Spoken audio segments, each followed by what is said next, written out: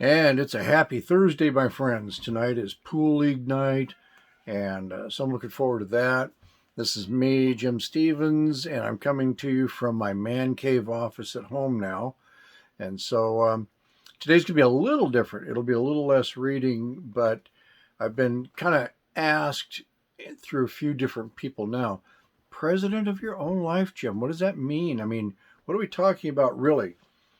So here it is, my friends. We're talking about you no longer being able to be bullied, pushed around, held hostage by some mandate or reduction in force at your job because you've been like you don't want to get the vaccine or you didn't want to get the booster or you didn't do it right or in time. And mainly, no longer being able to be held hostage. How do they hold me hostage? Anytime your livelihood can be threatened, you're being held hostage, or you can be. That's what we're talking about. Now, does being president of your own life mean that you can ignore the mandates and you can ignore all these rules and stuff? No, it does not. The president of the United States can't do that. No leader can actually do that, legitimately anyway. We're no different. What it means is you can't be held hostage financially. That's what we're really talking about. And the facts are that if you can't be held hostage financially, it changes your life. Everything changes when you're no longer feeling like you can be threatened with your livelihood. How do you do that? By starting a second income stream. Now, listen. But Jim, I'm already self-employed, or I work for like an essential job. They'd never let me go.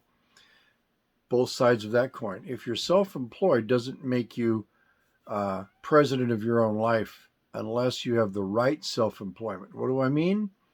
Well, if you're in some kind of service work, any kind of self-employment where you are trading your personal time for money, one for one. I do an hour's worth of work, I get paid an hour's worth of whatever you're charging. It doesn't matter.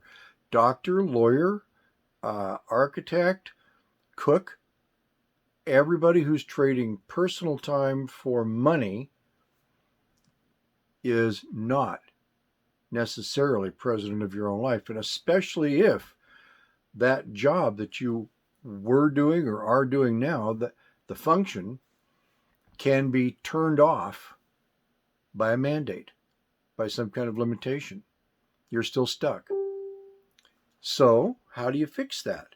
You have a side gig that isn't required for you to show up to do the work, and it can't be easily limited. Now, Jim, are you saying that there's something out there that nothing on planet Earth can interrupt? No. I'm saying, though, there's stuff out there that you can do that doesn't require your personal appearance. And if you're doing it right, it's something that is made here in the U.S. so that you don't have these barges sitting out there with your product for your side gig stuck in a harbor and can't be delivered. So there's conditions, there's factors. It's not necessarily easy, but it isn't hard either. Not when you do it right. That's what we are all about. That's the journey we're providing. Now, if through all of this, you also get inspired to do something completely different, stay with us. Bring your support. Powerful. You're creating a powerful life. But you got to bring an attitude that says, I am frickin' sick of living like at any time the other shoe is going to drop. That's becoming president of your own life. Now, if you are employed, I want you to start thinking that you're not an employee. You are, in fact, a contractor, a self-employed contractor, because you are contracting with whoever it is you're working for, whether it be McDonald's or some local non-franchise business. If you show up, you're on the books as an employee, you're still self-employed because you are contracting with them. I'll show up and do my thing. You're going to pay me, right? So now I'm not saying in that case that you're going to become president of your own life and a side gig so that you can just quit that job. Don't do that. What if, and here's the deal, you can do this. You can match your job income with your side hustle, especially if you're working with us, we make sure that's going to happen. And how much money could you bank if now you've got money coming in that matches your job, and you keep your job, you stay there, you do the best you can? Because as through the reading of Science of Getting Rich, you're going to see, in order to advance, you have to more than fill the space that you're in. Life in you needs to be so great, you're doing so much that you outgrow where you're at. That is advancing in life, okay? So get an attitude and then get a plan. And we're more than willing to share our plan, but if you've got a good plan, work it and share it. Okay, on with the reading.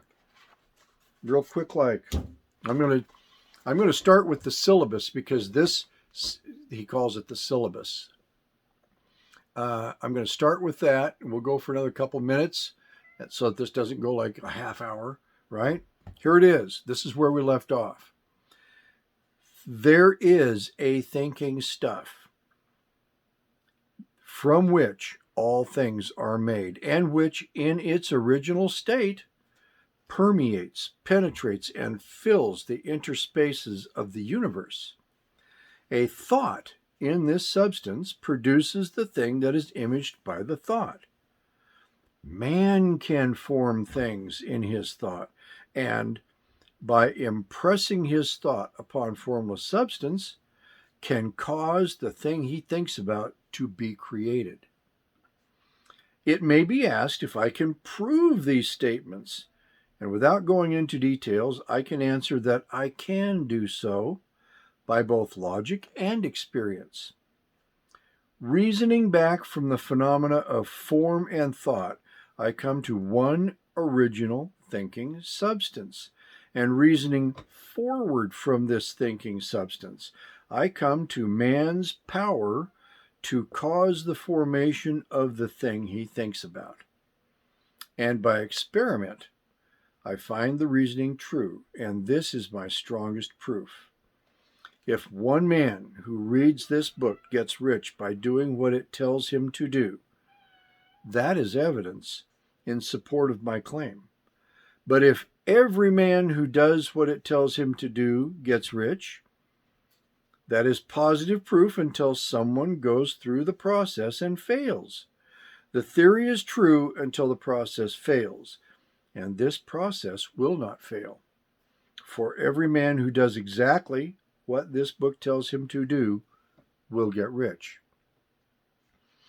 I have said that men get rich by doing things in a certain way.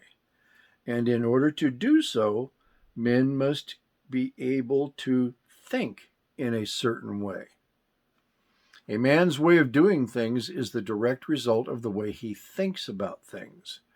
To do things in a way you want to do them, you will have to acquire the ability to think the way you want to think. This is the first step toward getting rich. To think what you want to think is to think truth, regardless of appearances. Every man has the natural and inherent power to think what he wants to think, but it requires far more effort to do so than it does to think the thoughts which are suggested by appearances. To think according to appearances is easy. To think truth, regardless of appearances, is laborious and requires the expenditure of more power than any other work man is called upon to perform. Now we're going to stop there. I'm going to mark the spot, okay? Because I do want to just briefly cover, what is he talking about? Appearances and truth and whatnot. So if you've studied, don't call it metaphysics or whatever, there is a truth, which is everything in its spiritual state is perfect. Appearances, I don't have any money in the bank, I must be broke. No. You're only broke up here. If you can change the way you think, you will change the way you show up in life. That's my own personal little mantra. Do that. Change the way you think. Change the way you show up. Start doing things in what he calls the certain way. Your life will change. Well, that's where the become president of your own life concept came from. If you start thinking, I'm going to be president of my own life, you will change how you show up everywhere, and we will continue to show you how. All right, that's it for today. Happy Thursday. Bye for now.